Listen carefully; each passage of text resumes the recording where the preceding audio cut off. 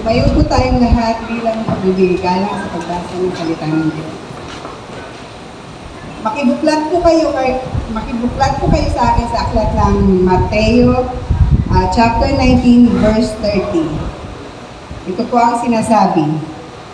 Ngunit maraming nauna na magiging huli at maraming nahuli na mauuna. Salamat sa Diyos at welcome po natin ang kanyang likod, Pastor Eric Centeno.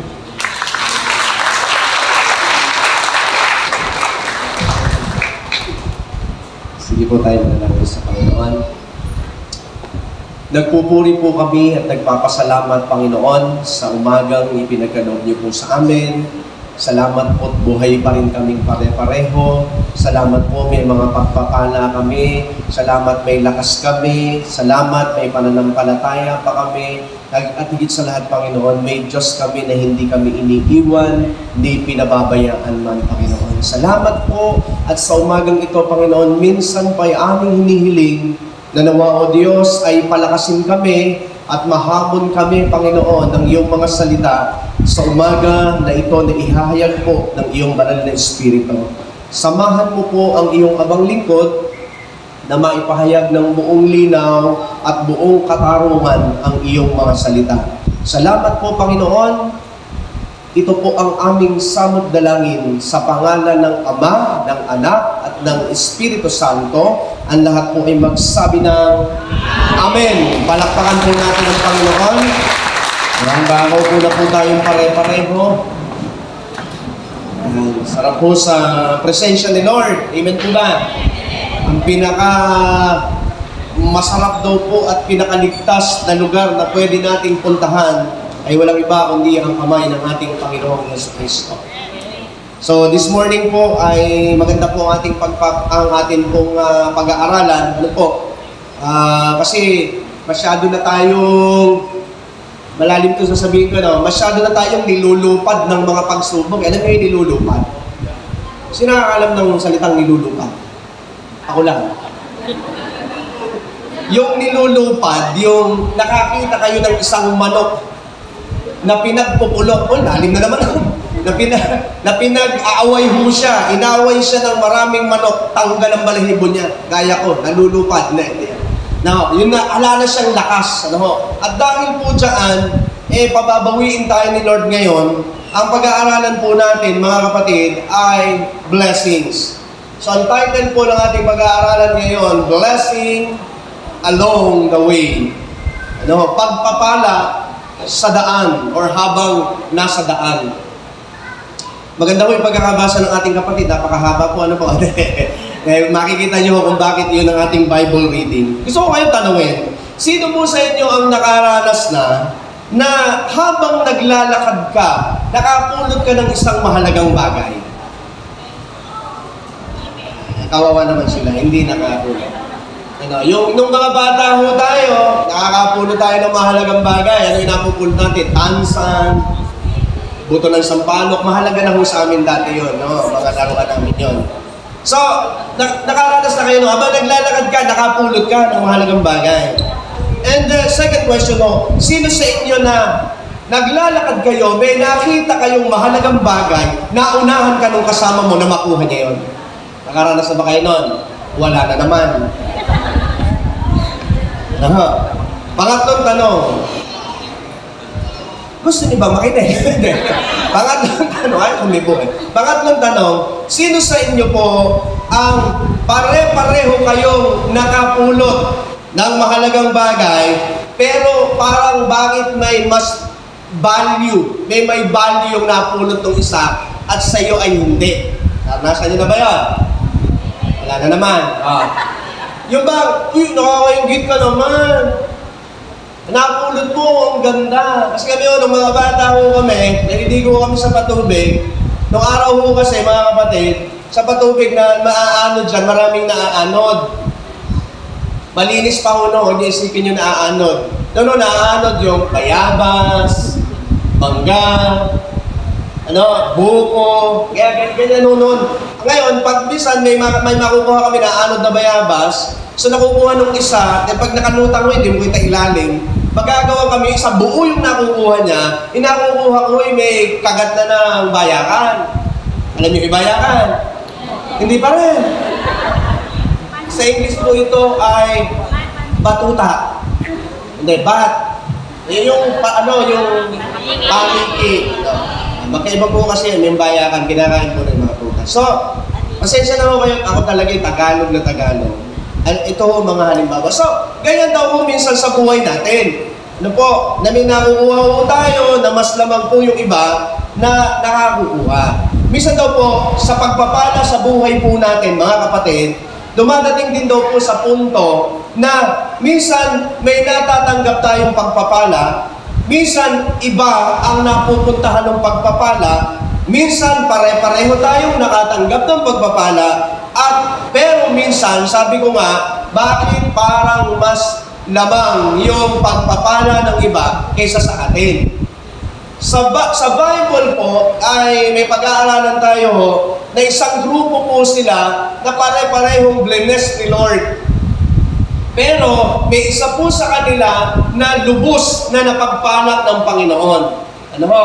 Ngayon pag-aaralan po natin, sino yung grupo na ito na pare-pareho silang nakatanggap at may isa na mas higit yung natanggap na pagpapala. Ayan, so tanong natin. Sabi po ng Bible sa Luke chapter 17 verse 11 to 12, sa paglalakbay ni Jesus papuntang Jerusalem, nagdaan siya sa hangganan ng Samaria at Galilea. Habang papasok na siya sa isang nayon, sinalubong siya ng 10 ketongin. Tumigil ang mga ito sa may kalayuan. So, yung grupo po na makakatanggap or nakatanggap po ng blessing ng Panginoon ay yung pong 10 ketongin. Ano po? 10 ketongin. Ano raw nga ho yung kanilang natanggap na pagpapala? So, sabi dito ng Luke 17:14, pagkakita sa kanila ay sinabi ni Jesus, lumakad na kayo at magpatingin sa mga pari o sa mga saserdote. Habang sila'y naglalakad, silang lahat ay gumaling at luminis. So at the time po, yun hong 10 ay naranasan ho nila yung agad-agad na pagpapala. Ito natin, 10 sila. Ngayon, para makarelate lang ho tayo, bakit ba tinanaw na malaking pagpapala po yung kanila? Kasi ano ba yung ketong? Nakakita na po ba kayo ng may ketong? Kung hindi pa, tingnan mo yung katabi mo. Tanungin mo siya, nakakita ka na ba? Ito pala ang ketong, ito yung ibang mo siya. Tinignan ko lang, ang may ketong po ay naaagnas ho ang kanilang laman, balat, tapos nauubos ho yung, ayun, pansinin niyo po yung isa, alala ho siyang ilong. So may mga may ketong po, napakahirap po talaga ng kalalagayan sa buhay. Bukod ho sa pisikal na paghihirap po ng taong may ketong, mga kapatid, kasi sila po daw ay talagang bukod sa sila'y sineseparate noon at magsiguro hanggang ngayon naman ay ganun pa rin pag pinagagamot, sila po kasi ay malansya daw ang kanilang amoy. Malansya ang kanilang amoy, tapos yun nga, naaagnas yung katawan, tapos hindi sila pwedeng sumama sa kanilang pamilya. Ganun po sila, parang nabubuhay sila pero itinuturing po silang isa ng patay. Parang patay ka na rin mga kapatid, parang ganon. So, nakakaranas po din po sila ng panguhusga. Bakit? Sapagkat sa panahon po lalo na po sa panahon ng ating Panginoong Jesucristo, noon po kasi kapag may sakit, kapag may mga sakit ang tao, tinitignan nila na ito ay makasalanan. So, bukod ho doon sa paghihirap ng katawan, napakahirap po ng kanilang kalooban kasi bakit? Ang tingin sa iyo ng tao, napaka-makasalanan mo. At dahil makasalanan po sila, sobrang hirap. Pansinin niyo po, nung nakita nila si Jesus, ay ang layo ng kanilang distansya. At sila po talaga ay hindi po sila nakikihalubilo. So ganyan ho ang kalalagayan ng mga taong may ketong. Kaya nung sila po ay pinagaling ng Panginoon, pagpapala ho yun. Sabi nga ho sa English, health is wealth. Tama po ba? Yun lang, wala kang sakit, kayamanan yan, kapatid. So itong mga tao na itong 10 na ito, ay sila po'y nakaranas ng biyaya ng Diyos. Pero, ang pag-aaralan po natin, mga kapatid, yung isa, bakit ko nasabi na lubos siyang blines ng Panginoon.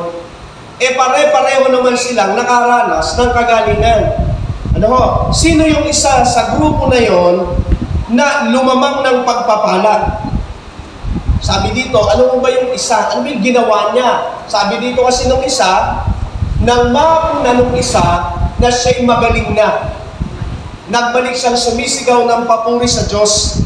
Okay? Nagbalik siya. Tapos ano nangyari nung nagbalik po siya? Kasi yung Siyam, hala na. Uy, pare, magaling na ako. So, umalis na ako sila. Yung isa, nagbalik siya. At pagbabalik po niya, dahil siya nagbalik, ano po ang sabi ng Panginoon? Sinabi ni Jesus sa kanya, tumayo ka na at umuwi, pinagaling ka na, ng ano daw po, ng iyong pananampalataya. Alam niyo po ba, ayon sa ilang commentaries na mga nag-aaral, syempre, tayo po kasi Bible, inano yan dito pinakita yung pinakabuod.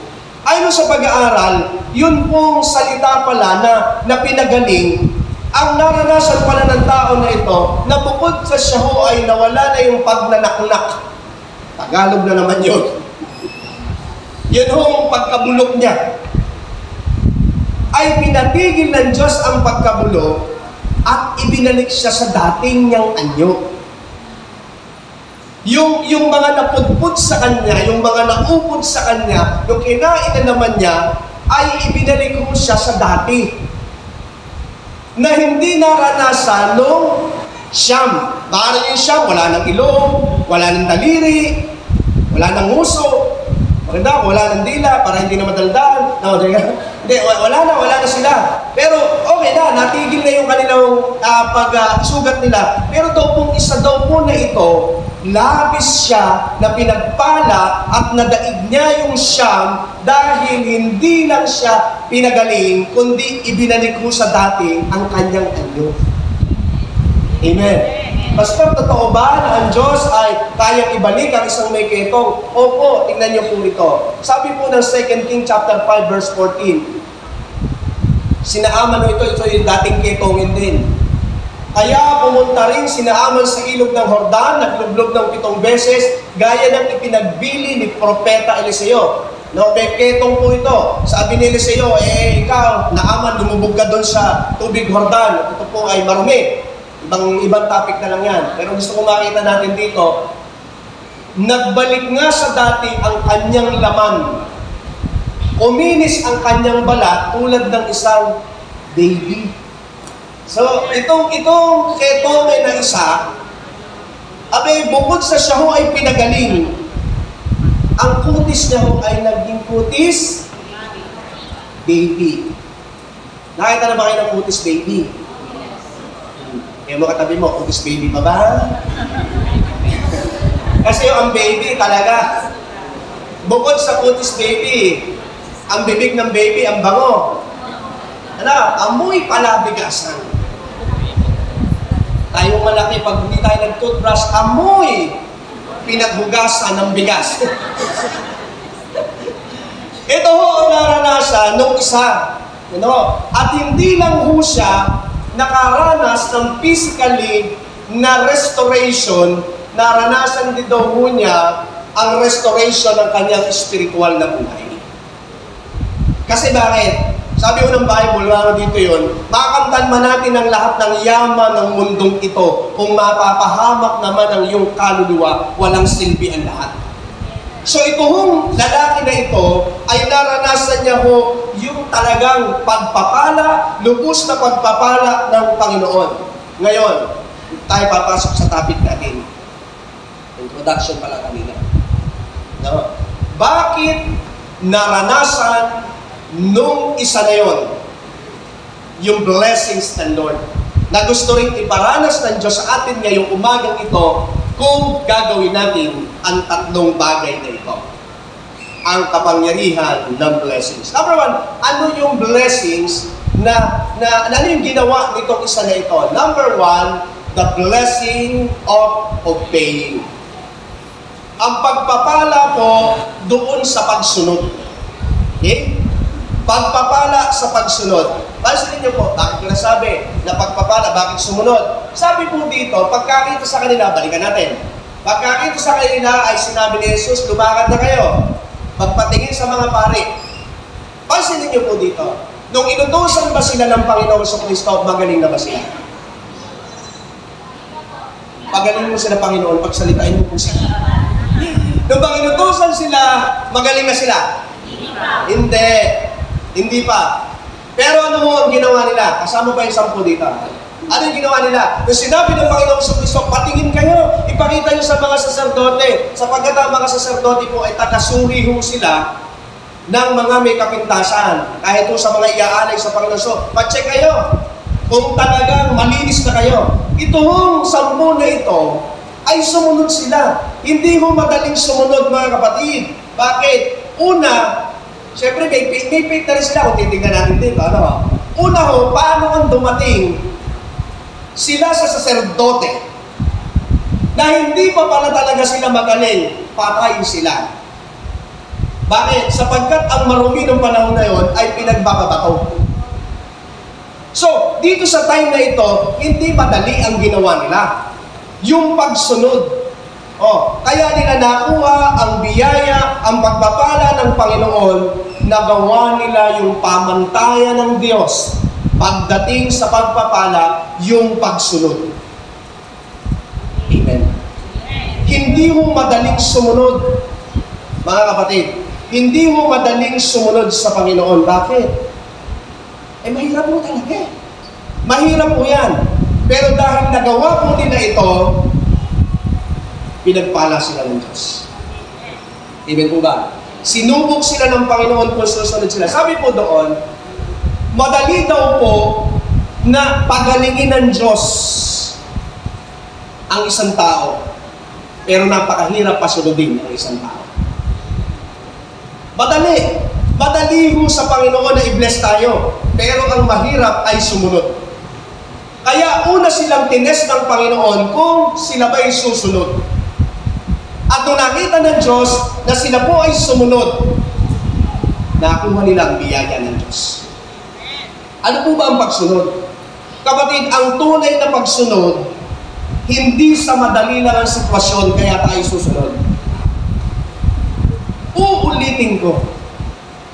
Ang tunay na pagsunod, hindi dahil yung madali lang ang sitwasyon kaya tayo susunod. Naniniwala ba kayong may pagsubok kami ngayon? Alam niyo ba na ang may nasa ICU at may tubo ngayon?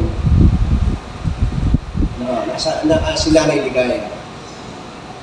At ako may magpipreach kanina, so kami dalawa. Talaga kinukondisyon ko kasi ayoko talagang pa-apekto at nasubok na naman ako ng Panginoon. Nung minsan si Ama ay magpipreach din ako, si Ama ay natagpo ang nakahandusay.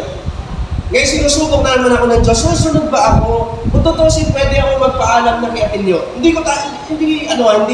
Huwag ma-misinterpret na nagyayabang ako. Sinasabi ko lang, kasi dapat ang pagsunod kasi, hindi sa madaling sitwasyon lang. Di okay na kami, nag-pray na kami, Maya si Jen, umanugang namin, humingi naman ng prayer kay Sid. Ang hinga naman, nagtatamping naman. At ubong-ubot sipon na sipon, dadaling sa ospital. Alam naman natin sa mga lola at lolo ngayon, iba ang usapang ako. Si Christian, madalang ko kumustahin Pero ano yung sinasabi ko dito? Susunod ka ba sa madaling sitwasyon? Madaling sumunod. Pero tinitignan ng Diyos, dun sa panahon na napakahirap sumunod, ipakita mong susunod ka pa din. Amen. Doon sa mga panahon na parang ang hirap humakbang, ahakbang ka pa rin. Ang tunay na pagsunod, hindi yung nakikita lang natin yung resulta. Kasi, minsan may mga sumusunod kasi nakikita yung maganda yung nangyayari.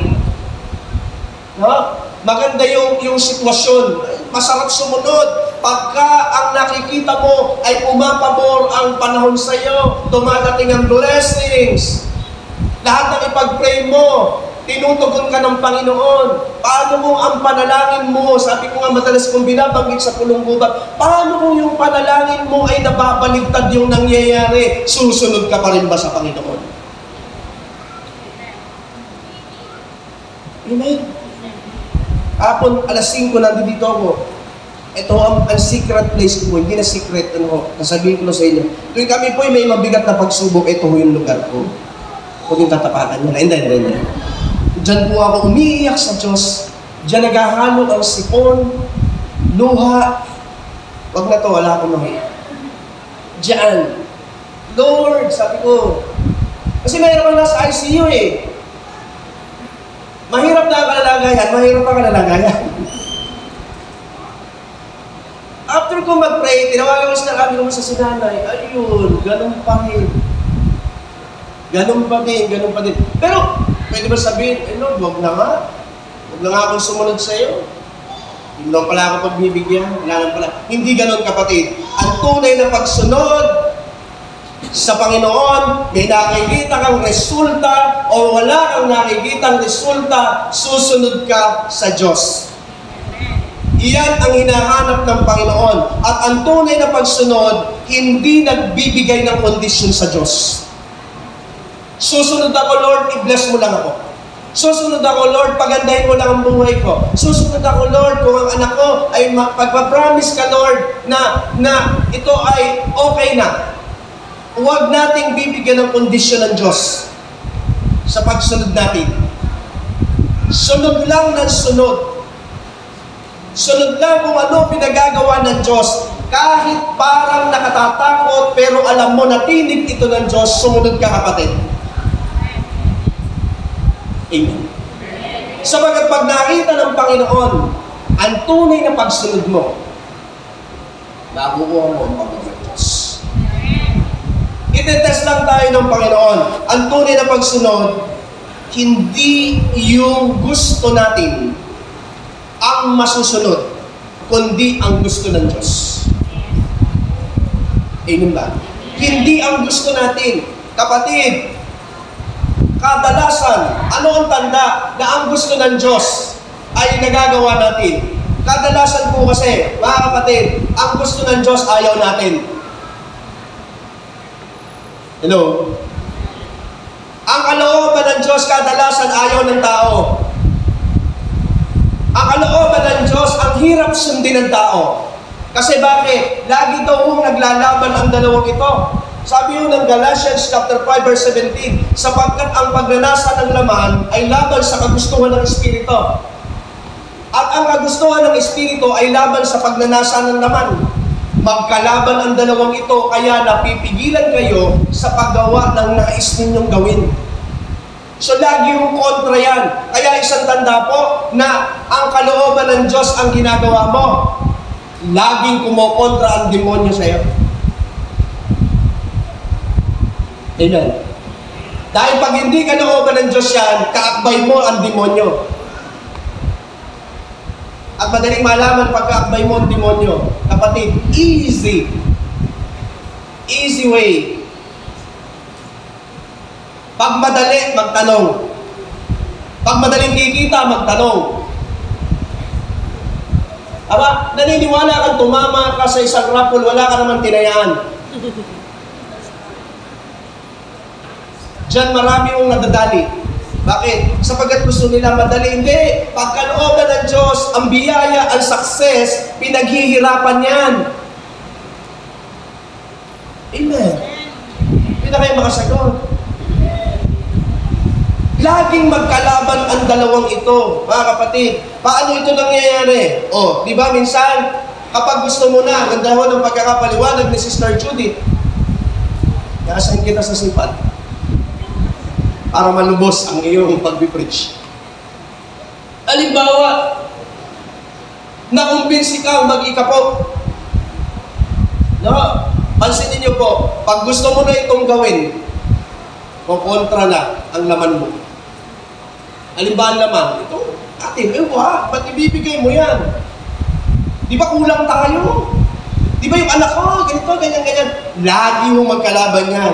Pag gusto mo nang dumalo, ng before 8, Nandito ka na. Ay sa'yo, maglalaban yan. Maglalaban ang dalawang ito. Kung gusto mo nang mamuhay ayon sa katotohanan, gagawa ang laman. Iyan ang tanda, kapatid, na talagang gusto mong sumunod. May mga hadlang po talaga yan. At sabi nga, hindi madaling sumunod talaga sa kalooban ng Diyos. Walang nagsabi, bagaman sinasabi natin madalas, masarap maglingkod sa Panginoon, pero sa katotohanan lang, hindi ganun kadali. Masarap maglingkod kasi bakit? Alam mong hindi nasasayang ang paglilingkod. Masarap maglingkod sa bakit? Hindi sayang ang ginagawa natin paglilingkod. Pero sa katotohanan, mahirap sumunod sa kalooban ng Diyos. Amen ba? Pero ang maganda, kahit mahirap sumunod sa kalooban ng Diyos, kapatid, tama at mabuti yun. Ang sabi nito, God's will is not easy, but God's will is always good. Amen? Hindi madali yan. Pero hindi man madali, pero tandaan mo, nasa tama ka. Amen? Sabi nung isang matandang kausap ko isang araw, ba't ka pa aalis na maglingkod sa Diyos? Nandun ka na sa pinakamataas na pwede mong paglingkuran. Ba't ka pa aalis? Andun ka na sa ruro na pwede mong paglingkuran. Kapatid, kung nagtitiwala ka sa Diyos, tuloy mo na yan. Dahil nandun ka na sa pinaka, dapat pagtiwalaan. Andun ka sa pinaka, masarap paglingkuran. Sabi nga natin, bakit? Hindi sayang. Pero ulitin ko, sige, palakpakan natin ng Panginoon. Pero pag nakita ng Diyos, masusunod mo yung pamantayan doon sa blessing ng pagsunod. Marami, sabi ko nga kahapon, ako po yung bumangit kahapon. Tumingi ako ng tawad kasi baka mali yung term na nagamit ko, pero yun yung pinakaalam kong pwedeng magamit para maintindihan. Sabi ko sa mga gagawa ko kahapon, dito po sa pabrika, alam niyo ba, atat na kayong i-bless ni Lord? Ayun sa kanila. Pero, bakit hindi magawa ng Diyos? Meron tayong hindi nagagawa. Gusto nang ibigay ng Diyos Asamay na ng Diyos yung blessings Pero, hindi natin nagagawa So, ngayon naririnig natin, sunod lang tayo. Amen ba? Sunod lang tayo. Kahit mahirap. Alam niyo si Nanay Mila, kasi isa na lagi ko na halimbawa ang Nanay Mila. Kasi masipag, ito po malik ni Nanay Socorro Nay, meron mo kayong katulad na Nanay Socorro. Lagi lang mo niya sinasabi, ano masasabi niya? Tuloy-tuloy. Gano'n ba? Tuloy-tuloy tayo. Kaya, huwag niyong gagayain Nanay Socorro, Kasi minsan nung kami magka-holding hands, tinatawid ko siya sa kalsada. Kasi minsan humahalik din sa akin ng nanay. Sarap pa naman kumalik ng nanay. Talagang kung tatatanga yung manay ko gano'n. Commercial lang ito at bumabagsak na ako. Hinabaan yung worship, abaan ko na ng worship. Ngayon, yung Nanay Socorro ko, commercial lang Kala niyo pagtatawid doon kami, doon kasi bahay lang sa amin, tapos may skanite sudo na gano'n. Pagka-holding hands ko kami, kumakanta kami, kung tayo'y matanda. Ganyan. Kasama kami ganyan. Tayo lang, malapit na kami sa bahay namin. Sabi mo ng Nanay Socorro na, Pastor, hindi ba silosa si Sister Ami? Nakamakita tayo magka-holding hands. Ay, gano'n Nanay. Sabi ko, Nanay, Kaya, si Nanay Mila, balik tayo ni Nanay Mila. Itong matanda na ito, sinasaway ko minsan, huwag nang dumalo. Kasi nagchat ko sa akin, anak, may lagnat ako. Nay, huwag lang mo kayong dumalo. Abi, Marilaw ang galing yan. Dulo-dulo ka ng Marilaw. Pero magugulat ka, nandoon sa Pulong Gubat, iingkod-ingkod. Pang-apat na Tagalog. Kahit mahirap mga kapatid, ituloy natin kasi ito ang susi sa kapatid. Pagsunod. Number 2, the blessing of continuing. Ito medyo lalampasan na nung isa yung yung siyam. Sa una, medyo, pa sila, pantay sila. Pero dito sa pangalawa, naglayo na po sila. Bakit? Ano yung ginawa niya? Sabi dito, di po babalikan natin, ay, iba ho yan. Nagkamali po kasi yung padala ko na sa pamangkin ko. Ito po yan, Luke 17:19. Sinabi ni Jesus sa kanya, tumayo ka at umuwi. Pinagaling ka na ng iyong pananampalataya. Okay? Ito hong siyam, hindi na ho sila nagpatuloy. Okay? Nawala na sila. Pero kung itong isa na nakatanggap ng biyaya, nagpatuloy ho siya sa Panginoon. Bumalik siya at itinuloy niya yung pagtitiwala niya sa Panginoon. Ano po? Ano ibig sabihin nito, mga kapatid? May mga mananampalataya na may pananampalataya sa Diyos. Pero alam niyo ho, ang nagiging problema, hindi ho nagpapatuloy.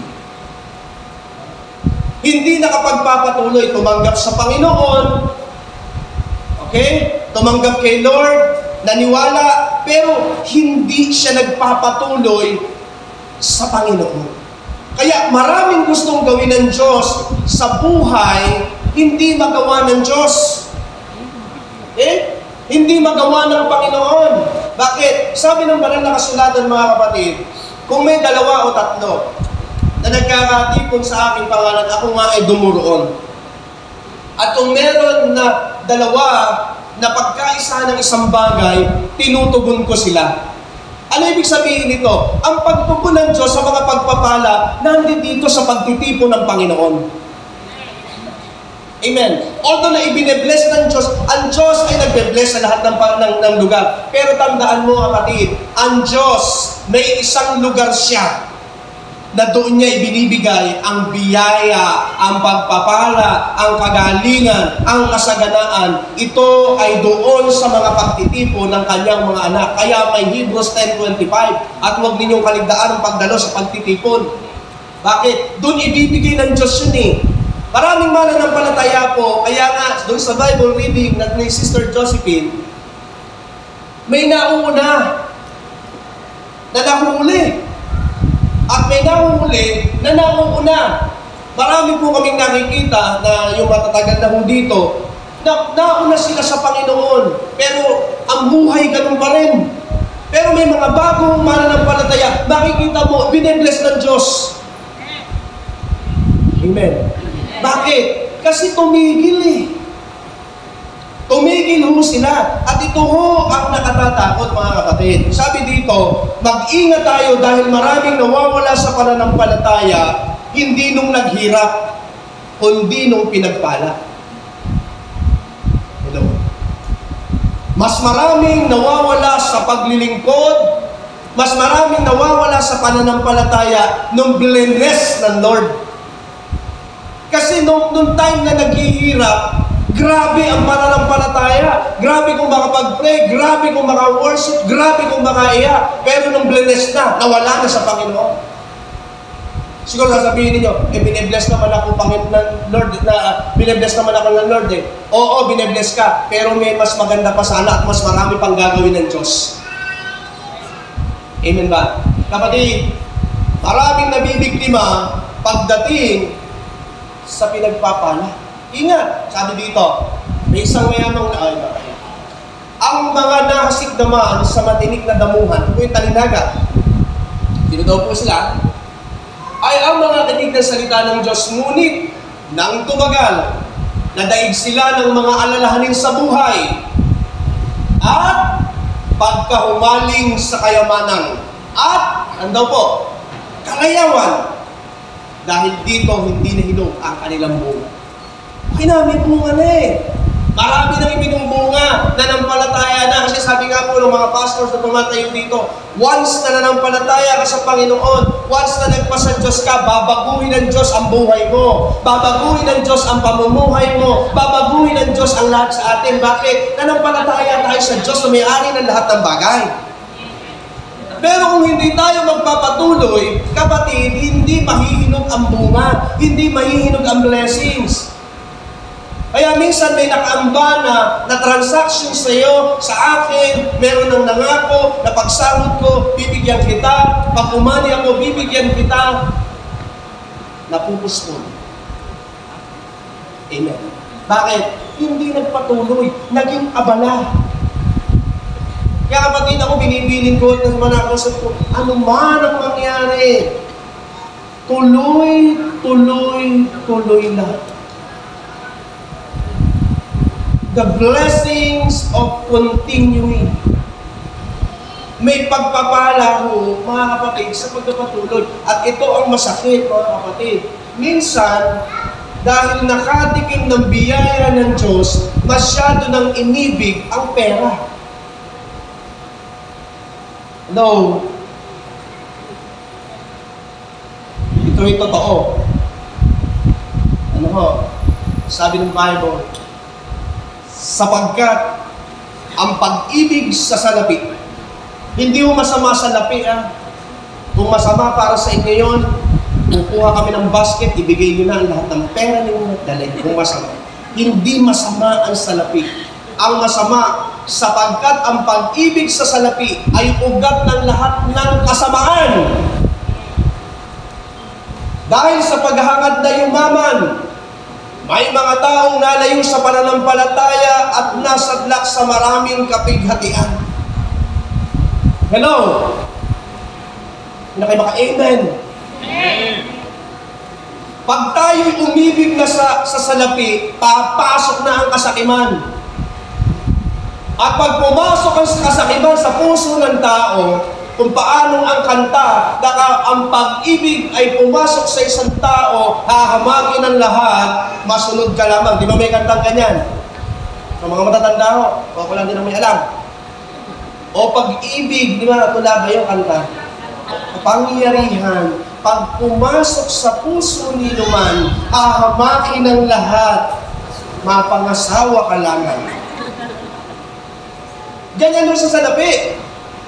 Pag inibig natin ang salapi, itatakwil mo ang lahat, mapunta lang sa iyo to. Ang problema, ito malungkot. Nalalayo sa pananampalataya at nasasadlak sa matinding kapighatian. Kapatid, ang pinakamatinding kapighatian pwede nating maranasan ay hindi walang pera, hindi ang may sakit, hindi ang walang makain. Ang pinakamatinding kapighatian mararanasan ng isang tao, yung dati kang naglilingkod sa Diyos, hindi ka na makapaglingkod. Hello? Yung gusto mong maglingkod, pero tinalo ka na ng pera. Amen ba? Masakit yun. Lalo yung ginagamit ka na ng Diyos, lalo yung dati ka ng epektibo na naglilingkod sa Panginoon, masakit yun. Alam niyo ang pinakamasakit sa lahat? Yung hindi ka nagamitin ng Diyos. Mas madali yung sinabi mo, Lord, tapos na siguro yung paglilingkod ko. Kasi ako sabi ko, titigil ako sa pag-preach pag wala nang umiinom sa akin.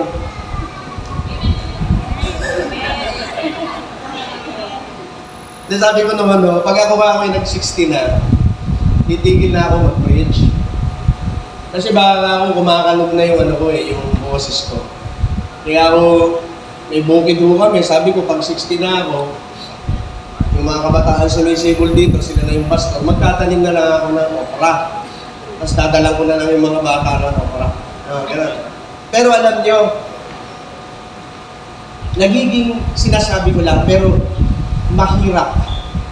Mahirap yung hindi ka na makapaglingkod. Masasagla ka sa hirap, sa kapighatian. Bakit? Sapagkat hindi na tayo nakapagpatuloy sa ating paglilingkod. Amen ba? So dahil ikaw ay nagpapatuloy, kapatid, kamayan mo yung sarili mo, sabihin mo, congrats. Congrats. Kung ayaw ka mag-congrats na sa tabi ko, sarili mo na lang i-congrats na. Actually, mas kilala mo ang sarili mo kesa sa katabi mo. Ngayon daw po, ano na ngayon, 2025, ano na ngayon, Gen Beta na. Pinanganak ng 2025, Gen Beta na. Ibig sabihin ng Beta, dito pumupunta yung mga taong naiihin. Hindi, joke lang. Masyado lang na ano sinabi. Ibig sabihin, panahon na tayo ng mga AI na tayo ngayon, mga robot na. Kaya katabi mo, kukurutin mo. Kurutin mo nga. Umaray pa ba? Pag hindi na, delikado na yan. Dalawang bagay yan. Kung na-stroke yan, buhay naman eh. Hindi masasabing patay. Baka robot na yan. Kaya sabi ko nga, kailangan ano tayo? No? Kaya alam nyo, pag nasasaktan ka pa, magpasalamat ka. Oo! Pag nasasaktan ka, magpasalamat ka pa. At buhay ka pa nun. Dahil isa na lang ang hindi nasasaktan, katawan man o damdamin. Ito yung mga taong patay. Kapag nagsisharingan kami, may sabi ko kay Brother Raymond, kay Brother Amin, kasi nagbibigay po ako ng tips sa kanila kung paano mag-preach. Preach na ho sila. Sabi ko, isang tip kung paano lagi kang may nakahandang message, maging bukas ka sa mga nadidinig mo, sa napapanood mo, sa nakakausap mo. Diyan makakakuha ka ng idea kung ano ang message na pwede. Isa, abang ako nanonood ako ng documentary, may sinabi doon tungkol ito sa mga namatay. Sabi doon, aalis akong walang galit. Aalis akong hindi nalulungkot. Sabi doon ng patayan na yung patay mo ito. Pero isa lang ang natitiyak ko, hindi na ako magbabalik. Ganun ang patay. Kaya huwag tayo mag-alala na yung mga yumao nating magulang ay galit sa atin. At sila'y nalulungkot, masaya na kung sila. Sa totohanan lang, tayo minsan ang malungkot at tayo minsan ang galit na galit. Hello? Kaya yung mga patay, okay na sila. Huwag mo kayong humihingi ng direksyon sa mga patay. At huwag mo kayong humihingi ng tulong. Minsan, ay! Gabayan mo kami ni Tatay! Kapatid, patay na yun. Hindi mo totoo yun. No? Panahimikin mo na. Matagal nang naghirap yung kapatid. Patay na nga. Umalis na nga sa piling niyo para mapahinga, pababantay ka pa. Ang kamatayon ay kapahingahan. Gusto niyo na akong mapahinga? Sige, huwag ka magreklamo. Nakakapagod naman. Ako na naman. Buti nga, ikaw na naman. Sige, gusto mo, huwag na ikaw. Pe-pray ka namin ngayon. Kunin ka namin, Lord. Hindi na ikaw yun. Oh, kapatid, sabi nga, huwag ka raw magtatampo sa Diyos kapag hindi tinutupad ng Diyos pa ang lahat ng pangako niya. Dahil pag tinupad na ng Diyos ang lahat ng pangako niya sa iyo at plano niya sa iyo, patay ka na, papatayin ka na niya. Dahil kaya tayo nabubuhay, hindi pa tapos ang Diyos sa iyo. Hindi pa tapos ang Diyos sa iyo. Kaya kung may gusto mo, hindi pa nagbabagong tao, matatapos din yan. Matatapos din ang paghihirap mo dyan. Hindi pa tapos yan. Ang pinakamahalaga lang sa lahat, kapatid, the blessings of continuing. Tuloy lang tayo mga kapatid. And the number 3, oras na ba? Just na pala. Number 3, the blessing of returning. The blessing of returning. Dito sa pangatlong puntos na ito, talagang iniwan na nung isa yung Siyam. Diba? Bakit? Dahil sa pangatlong puntong ito, siya lang yung nagbalik. May kapangyarihan mo mga kapatid sa pagbabalik. Ang pagbabalik sa Panginoon. Ano? Nakita ng Diyos dahil ikaw lang yung nagbalik, ikaw lang yung bumalik sa akin, sabi ni Jesus, okay, special ang gagawin ko sa iyo. Siya man ay walang mata, nilagyan ulit ng mata, lahat special. At ako naniniwala ako, nagkita ulit siya yung 10, hindi na lang kinuwento mo ni Lucas. Pag namatay tayo pare-pareho, nasa langit na tayo, hanapin niyo si Lucas. Ba't hindi mo sinabing may binalik? Ngayon, Dahil nakita ito ng Diyos, dito sa isang ito, nagbalik siya sa Panginoon. Kaya napulpil ang lahat ng pagpapala na ibinigay sa kanya ng Panginoon. Mga kapatid, sa buhay natin, ano ba yung mga pwede nating ibalik sa Panginoon? No? Ano ba yung mga bagay na the blessing of returning? Baka mamaya, kaya hindi pala natin natatanggap yung kabuuan or yung labis-labis na biyaya ng Diyos sa buhay natin. Baka naman kapatid, meron kang isang bagay na hindi ibinabalik sa Panginoon. Isa-isahin natin. 50 bagay na ibabalik natin sa Diyos at lulubusin na ng Diyos ang biyaya mo. Dito, maraming lagpak. Sabi dito, una, pagbabalik ng handog at iba.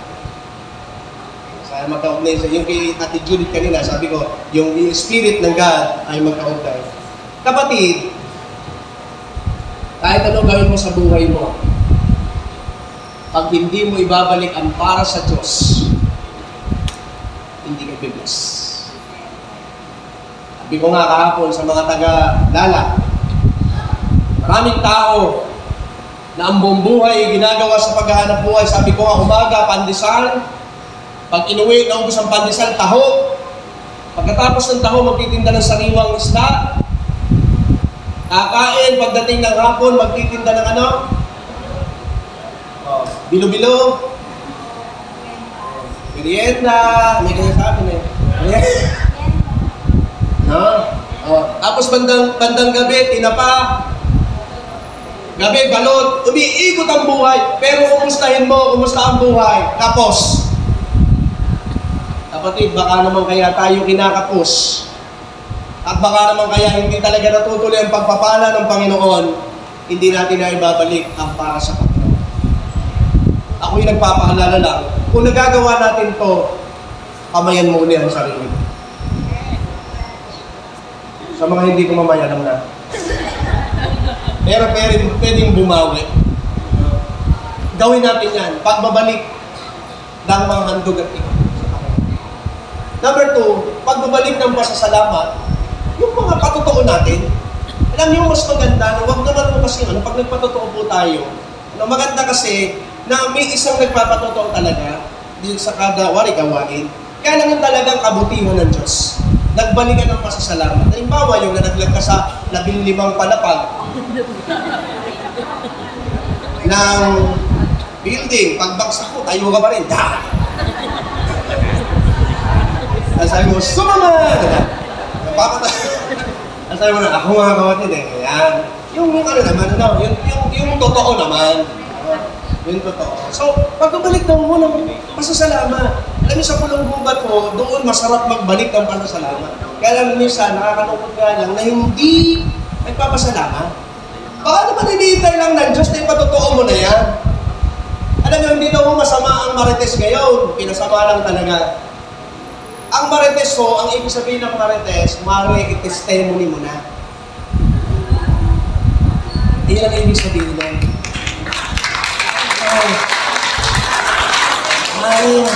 Testimony mo na yan. Iyan ang hinihintay ng Diyos. Baka naman yun lang, pasasalamat mo na lang na kaisa-isahan na lang. Tapos pala, bubuksan na ng Diyos ang blessings. Try mo sa Friday. Atin tayong lahat. O magawin kaya natin. Try natin. Friday, 5:30. Madami lang kasi tayo pag anniversary. Hindi, try. Try lang natin. Alam niyo mga kapatid, malay mo naman, ikaw na lang ang hinihintay ng Diyos. Sabi nga ng poging pastor, nung nag-preach nung nakaraan, dahil may nag-iisang ikaw. Malay mo naman, dito sa church ng Glorious Covenant Ministry, ikaw na lang pala ang hinihintay magpasalamat, tapos i-bless na pala ang church natin. Dahil may isang ikaw, di ba? So, pagpatutuwa tayo. Santo daw, pagkabalik ng papunit pa sa salamat. Sa Sunday, gawin natin yun. Ha? Gawin natin yun. Yung ibalik mo, yung hindi mo pa nakakanta na dati, yung, naku, nung una ko ako dito, nagbubulungan lang sila. Parang mga sila. Mga ganun. Sabi ko, ano kaya ang nangyayari dito? May iba-iba ang nangyayari. May tumatawa, may umiiyak, bago pa lang ako. Sabi ko, may ganun sila. Dumating ang panahon, ganun na rin ako. Ibalik natin yung papurit pasasalamat kasi alam niyo kapatid, may kapangyarihan sa pagpupuri at pasasalamat. Lalo na daw yung pagtaas ng dalawang kamay. Meron daw yan sa English version, basahin nyo na lang ho. Sa Proverbs 3:16, may power po ang left and right. Sa Tagalog kasi hindi binanggit dun eh. Sa English nyo basahin, i-apply ninyo. May maganda dyan. Tinignan na nila. Pero totoo yan. Proverbs 3:16, the power ng dalawang kamay na itinataas natin sa Diyos. Siguro po yun yung kung sinong tatayo dito, i-meditate yun. Yung verse na yun. So pagbabalik daw po ng papuri at pasasalamat, at sabi dito, ang pinaka-the best, pagbabalik loob. Pag tayo ay nagbalik loob sa Diyos, kapatid, sabi ko kanina, ay talagang bubuksan ng Diyos ang biyaya sa iyo. Nagbalik loob na tayo sa Panginoon. And last, pagbabalik ng ating mga kakayanan. Tayo may kakayanan. Ano sabihin ng Panginoon? Mga gifts natin. Nag-uusap po kami kahapon ni Brother Raymond and Brother Amil. Alas 3 dito po sa MCO, habang kami po nagkakape. Sabi ko, dapat talaga marami mga ma-develop ng kaya ninyo. Brother Raymond, Brother Amil, kasi may edad na ako kami. Si Brother Amil kasi 35 pa lang yan. So dapat mga kabataan, meron na hong magpastor na dapat, may mga junior pastor na. So mga kakayahan natin, ibalik natin sa Panginoon. Kapag binalik natin ito sa Diyos, alam ko may kanya-kanya po tayong talento, may kanya-kanya tayong paglilingkod, hindi lahat ay pastor, hindi lahat ay apostol, pero meron ka. Pag ibinalik mo yan sa Panginoon kapatid, sasabihin ko po sa iyo, ang biyaya ng Diyos, ang pagpapala ng Panginoon, dadaloy sa iyo at sa iyong buong sambahayan. Palakpakan natin.